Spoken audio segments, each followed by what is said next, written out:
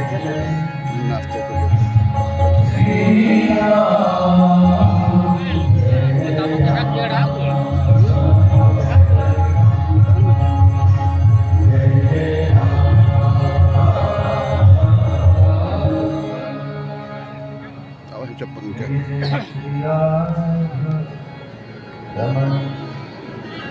जय जय नवल किशोर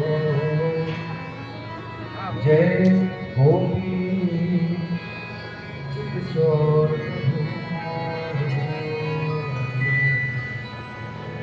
जय जय मां आगे चलो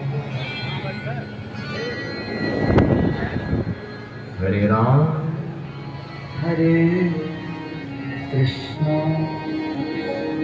हरे राम हरे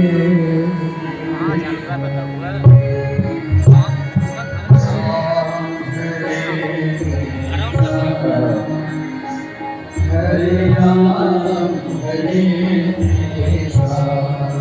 एकदम समझ यार घर हुआ घर कृष्ण हरे राम हरे कृष्ण हरे राम हरे कृष्ण ये मास्टर हरे राम हरे कृष्ण मैं उस पर ना ही आया हरे राम हरे कृष्ण हरे राम हरे कृष्ण हरे राम हरे कृष्ण हरे राम हरे कृष्ण हरे राम हरे कृष्ण हरे राम हरे कितना देर से भेज रहा है हरे राम हरे कृष्ण हरे राम हरे कृष्ण हरे राम हरे कृष्ण हरे राम हरे कृष्ण हरे राम हरे कृष्ण सभी लोग जाइए हरे राम हरे कृष्ण हरे राम हरे कृष्ण हरे राम हरे कृष्ण हरे राम हरे कृष्ण हरे राम हरे कृष्ण हरे राम हरे राम हरे कृष्ण हरे राम हरे राम हरे हरे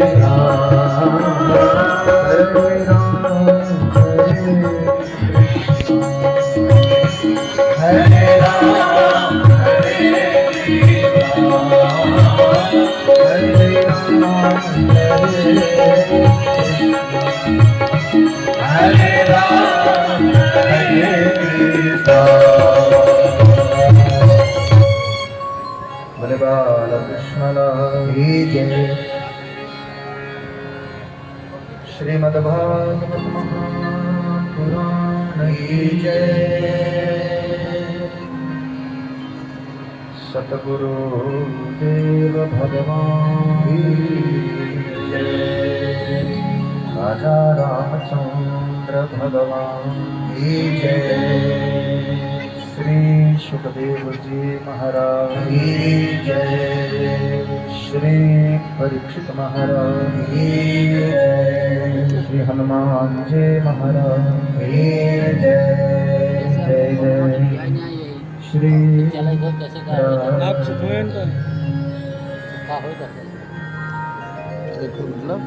विष्णुरेकादशी गंगा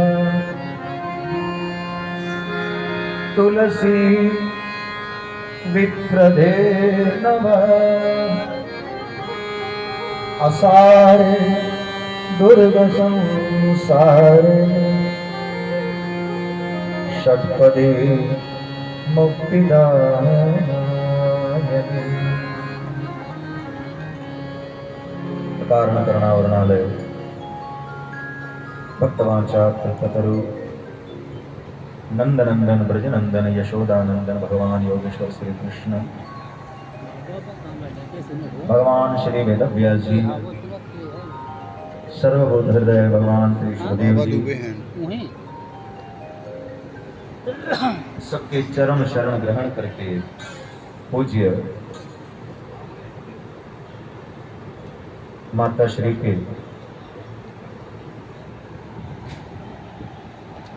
पूजा और पाठ का भगवान के प्रति प्रेम का जो पुण्य और समस्त दुबे परिवार का भगवान के प्रति समर्पण से श्रीमद् भागवत कथा ज्ञानमय है का आज पंचम दिवस। आइए आज की कथा का मांगलिक शुभारंभ करें। प्रेम से बोलो जय श्री जय श्री। कल भगवान सुखदेव जी के मुखारविंद से राजा परीक्षित बड़ी ही पावन समुद्र मंथन की कथा का रसास्वादन कर रहे थे। कल अब हम सब सुन रहे थे भगवान कच्छप रूप धारण किए, अमृत लेकर के आए, धन्वंतरी बन करके उस अमृत की रक्षा के लिए भगवान मोहिनी अवतार भी लिए। कल हम सब इसका बृहद रूप से चिंतन और व्याख्या दोनों श्रवण कर रहे थे। आइए आगे की कथा में आपको लेके चलूं। जिस समय देवासुर संग्राम हुआ, देवासुर संग्राम, दैत्यों को अमृत से दूर रखा। नतीजा क्या हुआ? युद्ध में दैत्यों को बड़ा ही गंभीर पराजय। दैत्यों के गुरु शुक्राचार्य के पास राजा बलि गए और राजा बलि ने कहा, गुरुदेव आज के बाद हम कभी भी युद्ध में जीत नहीं सकते। क्यों? दैत्य गुरु शुक्राचार्य से राजा बलि कह रहे हैं, भाई अमृत का बेनिफिट उनको मिलेगा। युद्ध में सबसे ज्यादा अगर महत्वपूर्ण कोई वस्तु है तो संख्या है। वो मरने के बाद भी जीवित हो जाते हैं और हमारे पास ये विद्या है। देवताओं को अमृत का फायदा हमेशा मिलता रहेगा। शुक्राचार्य जी ने जो शब्द अंडरलाइन करने का, क्या कह रहे? सारा अमृत एक पलड़े पर, ठीक है, जितना भी है दुनिया, और गुरु की कृपा अकेले दूसरे पलड़े पर। अब आप बताइए किसका पलड़ा भारी होगा? अमृत की गुरु की कृपा? गुरु की कृपा। हम सब पढ़े लिखे लोग बैठे हैं, अमृत पीने के बाद भी देवता हार क्यों गए? यानी कि कहीं न कहीं आप हम ये मानने में मजबूर हो जाएंगे, सब कुछ एक तरफ, गुरु की कृपा अकेले दूसरे। गुरु मेहरबान तो चेला पहलवान। चार वस्तु, चार चीजें दिखता बड़ा सरल है, एकदम सिंपल, लेकिन समझने की भूल मत करना। क्या ये सिंपल है? चार चीजें आपको दिखेगा बहुत सरल, लेकिन है नहीं। क्या? बड़ा आनंद आएगा सुनिए। पहला है गुरु तत्व, दूसरा है गौ तत्व, गौ, तीसरा है धाम, धाम, धाम। ठीक, गुरु तत्व,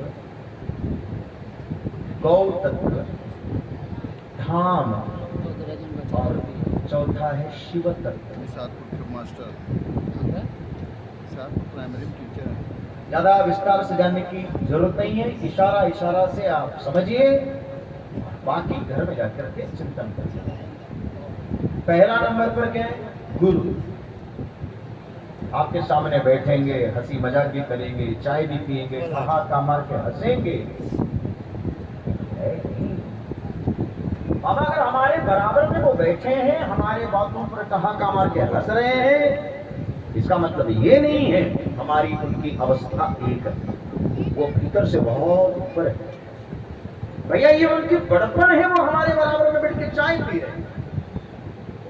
वो दिखते सरल है लेकिन है नहीं। ये भूल मत करिए। आप गुरु के सामने जाइए, गुरु जी आपसे बात भी करेंगे, आप जो कह रहे हैं सिर भी हिलाएंगे, आपने जो दिया वो भोजन भी कर रहे हैं, आप भी वही भोजन कर रहे हैं, वो भी कर रहे हैं, सामने बैठे, सब कुछ ठीक। लेकिन भैया एक मेंटल स्टेटस भी होता है, वो भीतर से कहां है, ये बड़ा महत्वपूर्ण है। वो भीतर से वहां होते हुए भी मेरे सामने बैठे हैं और मेरे चुटकुला पर हंस भी रहे हैं, बाबा ये उनका बड़प्पन। इसका मतलब ये नहीं वो हमारे जैसे। बात माताओं को समझ में आ रही है? एक चीज और पूछूं? हाँ महाराज जी, आज का सबसे बड़ी समस्या पता है क्या है चतुर्वेदी जी? लोग कहते हैं अब हमारे गुरु जी ने हमारा बात मानते हैं। अरे तुम्हारी बात गुरु जी क्यों मानेंगे? अब गुरु जी तो सुनते ही नहीं है। अभी 4 दिन पहले गुरु पूर्णिमा तो हमसे भी मिलने के लिए आए कुछ लोग, महाराज आप तो हमारे सुनते ही नहीं, और हम तुम्हारा सुनेंगे तुम हमारा सुनोगे। गुरु दिखते सरल हैं, है नहीं। समझ रहे हैं? दूसरा क्या था? गाय, गौ तत्व। यूं ही नहीं भगवान 9.25 लाख गाय चराई। भगवान के पास कितनी गाय थी? 9.25 लाख गाय। आज भी आप संतों से पूछिएगा, 3 चीजें जिसके जीवन में आ जाए भैया फिर उसको कौन हरा सकता है? गीता, गोविंद और गाय, ये तीनों एक है। मैं सत्य कह रहा हूं आपसे। आप किसी भी ब्रज के संत से चर्चा करिए, ये दिखते 3 हैं लेकिन है ही नहीं।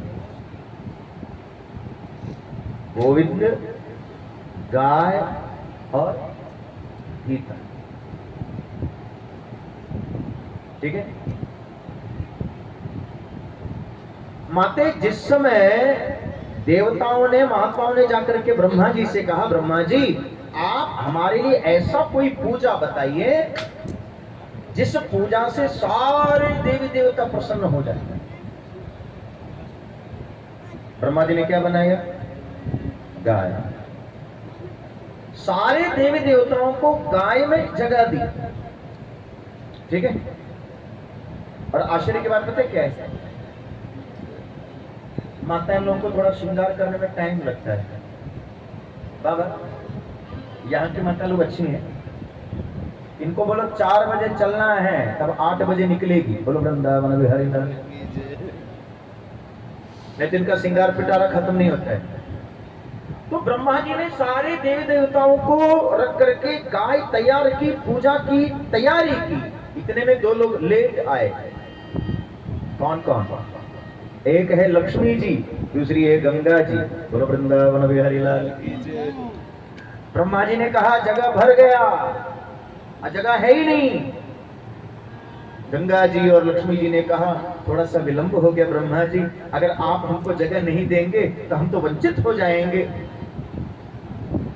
नतीजा क्या हुआ? ब्रह्मा जी ने कहा 2 जगह बच गई, अगर पसंद आए तो बैठ जाओ। कहा? एक है गोबर और दूसरा है गौमूत्र। उम्मीद करता हूं आपको बात समझ में आ रही है।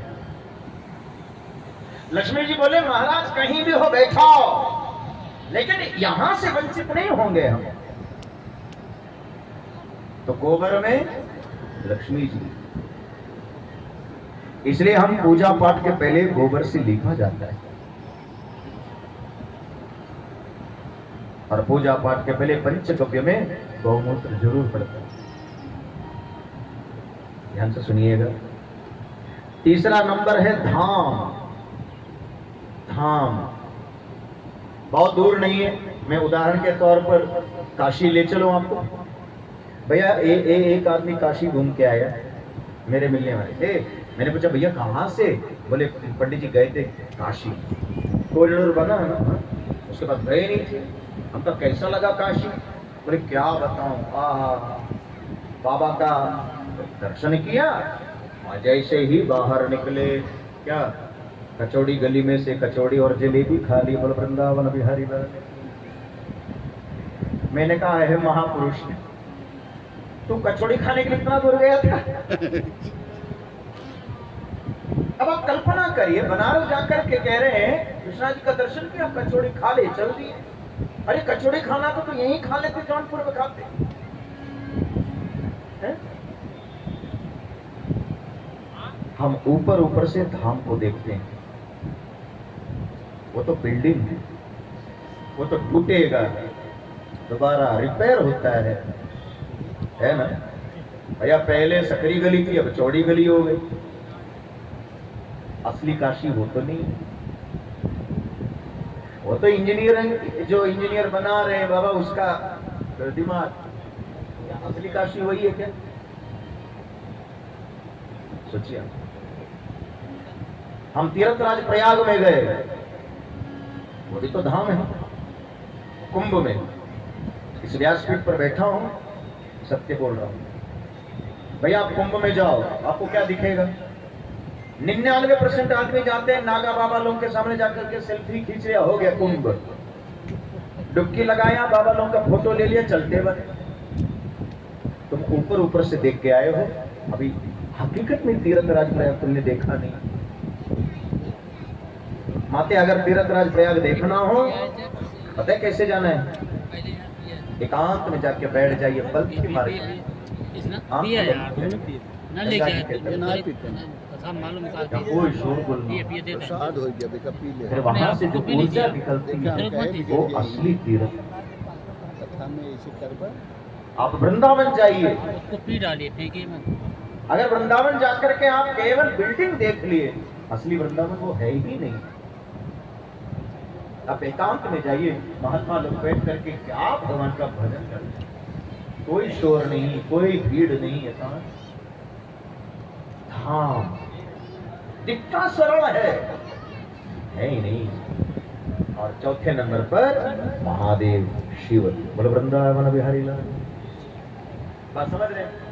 बाबा मैं अक्सर कथा में कहता हूं, आपको भी बता दूं, भगवान राम का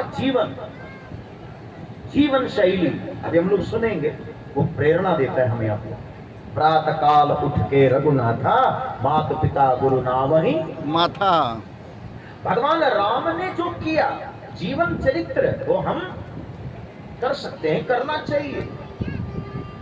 भगवान कृष्ण ने जो कहा गीता, ठीक है, तो भगवान राम का जीवन, कृष्ण का वचन, भगवान का वचन, राम जी का जीवन, ठीक है। तो शंकर जी का क्या है? तो ना शंकर जी का जीवन है, ना शंकर जी का वचन है, तो शंकर का स्वरूप ही हमें आपके लिए काफी है। बोलो वृंदावन बिहारी लाल की जय। शंकर जी का रूप का चिंतन करिए, क्या सुंदर जटा है, उसी पर ललाट पे चंद्रमा है, गले में क्या मस्त जो है सर्प है। फिर कभी समय से हम चर्चा करेंगे इस पर भी। शंकर जी को आप ऊपर से नीचे तक देखिए, एक एक चीज पर मापे आपको जीने का सूत्र मिलेगा। शिव का जो रूप है ना भैया, कल आना, आप नोट कर लीजिए, कल हम लोग इस पर डिस्कस करेंगे। चंद्रमा क्यों, त्रिशूल क्यों, 3 आंख क्यों, कंठ में जहर क्यों, विभूति क्यों? ऐसे थोड़े शंकर जी सब पहन के बैठे जिसने दिया पहना ना, हर चीज के पीछे लॉजिक, ठीक है। तो शिव तत्व मिल गया, इतने सरल है, होते नहीं हैं, है ना। आइए गुरु जी के चरणों में प्रणाम करके कथा में लेके चलो भगवत पाद गोस्वामी तुलसीदास जी का अद्भुत चौपाई। जिनके जिनके गुरुदेव हैं याद कर लीजिए। श्री गुरु पद मणिगंधन जो, श्री गुरु पद मणिगंधन ज्योति सुमिरत दृष्टिहीन हो,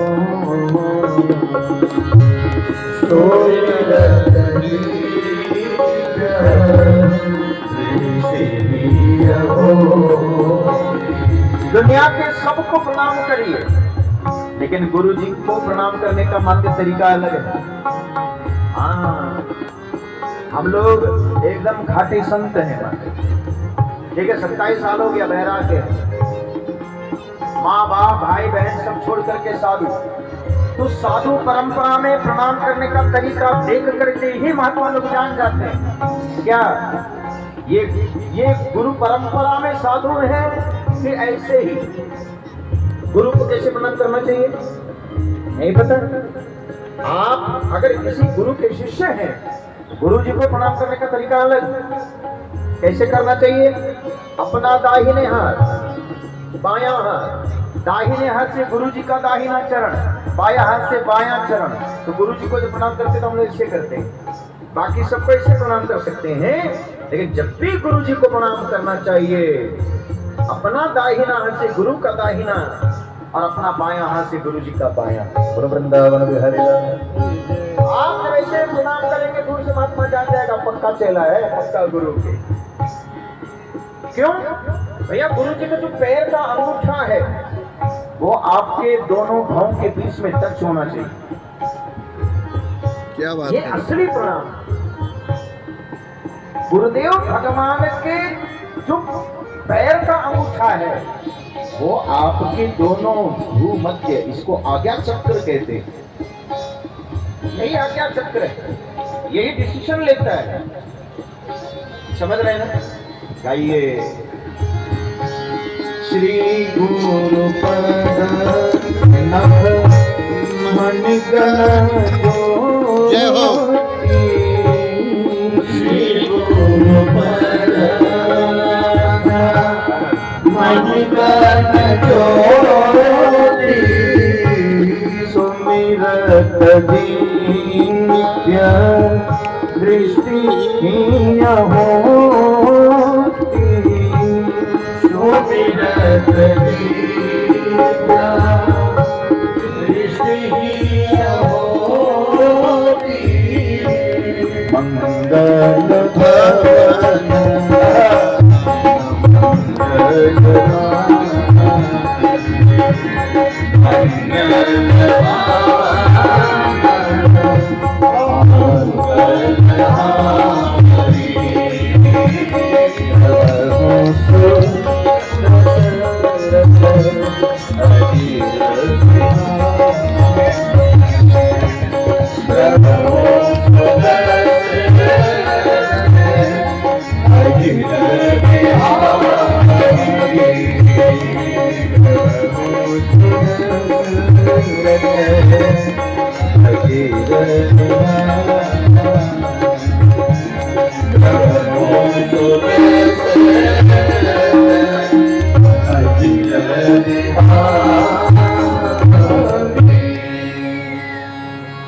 धर्मराजोवाच बले पदत्रयं भूमे तस्मात् रर्यायाचत भूत्वेश्वर कृपणवः लक्कार्थो विवदन्तम्। हे गुरुदेव, अब आप हमें बड़ी ही सुंदर भगवान वामन चरित्र का श्रवण कराइए। कैसे भगवान वामन राजा बलि के सभा में पहुंचे। गंभीर प्रसंग है, जहां तक मेरी आवाज जा रही है ध्यान से सुनिए। राजा बलि से शुक्राचार्य जी ने कहा, सुनो, हम चाहते हैं तुम 100 यज्ञ करो। क्यों? मैं तुझे भगवान बनाना चाहता हूं। आज तक हम लोगों ने कथा में सुना भगवान गुरु कृपा कर देते तो भगवत प्राप्ति करा देते, लेकिन शुक्राचार्य जी कह रहे हैं मैं भगवान से मिलाऊंगा नहीं, मैं तुझे भगवान बना दूंगा, बशर्ते मैं जो कह रहा हूं वो तुम करो। भैया 100 यज्ञ किया, ठीक है? क्यों? क्योंकि भागवत में शुक्राचार्य जी कह रहे हैं घर में अगर पूजा पाठ किए तो 1 पुण्य बनेगा, वही पूजा पाठ मंदिर में करोगे तो 1 शून्य बढ़ गया, तो कितना हुआ? 10 गुना। वही पूजा पाठ अगर आपने गंगा के तट पर किसी भी तीर्थ में किया तो 100 गुना हो गया। तीर्थ में किया हुआ प्रत्येक सत्कर्म 100 गुना है। अगर वही तुमने नर्मदा के तट पर कोई सत्कर्म किया तो सीधे 1000 गुना। बोलो वृंदावन बिहारी लाल। अच्छा, कितने लोग नर्मदा स्नान के यहाँ दिखा? नर्मदा जी गए? बहुत बढ़िया। 1 2 3 4 5 6।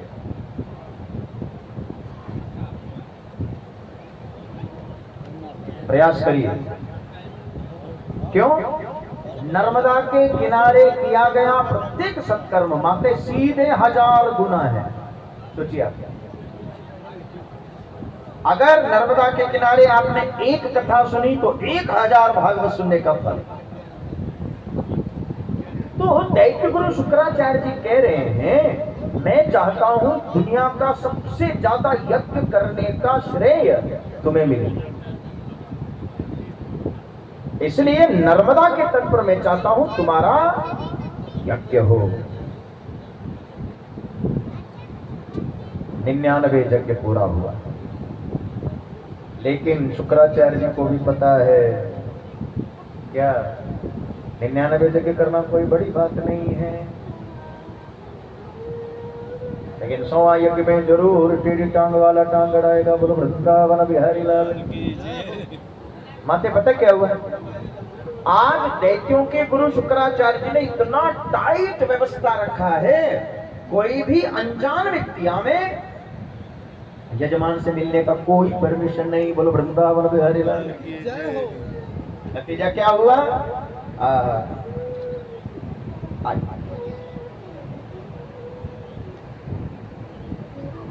सुखदेव जी कह रहे परीक्षित श्रोणायाम श्रवणदादशायाम मुहूर्ते विजित प्रभु सर्वे नक्षत्र तारादश्च कृत्व जन्म दक्षिणाम द्वादश्याम सविता तिष्ठन् मध्यराधिनुगत नृपः विजया नामं सप्रोक्त यस्याम जन्म विदुर्हरे। भादव का महीना शुक्ल पक्ष के श्रवण नक्षत्र में द्वादशी तिथि अभिजित मुहूर्त में भगवान का अवतार हुआ। क्या नाम है भगवान का? वामन नहीं, भगवान का नाम क्या है? इस अवतार को कौन सा अवतार कहते हैं? ना, वामन अवतार नहीं भैया, इस अवतार का नाम है उपेंद्र। नाम सुने? उपेंद्र। लेकिन इतना बौने थे लोग, उपेंद्र नाम से कम वामन नाम से ज्यादा जानते हैं। भगवान का जनेऊ हुआ, राजा बलि के सभा में वामन भगवान पधारे हैं। अब यहां से कथा बड़ी एक एक शब्द ध्यान से सुनिए। राजा बलि ने जैसे ही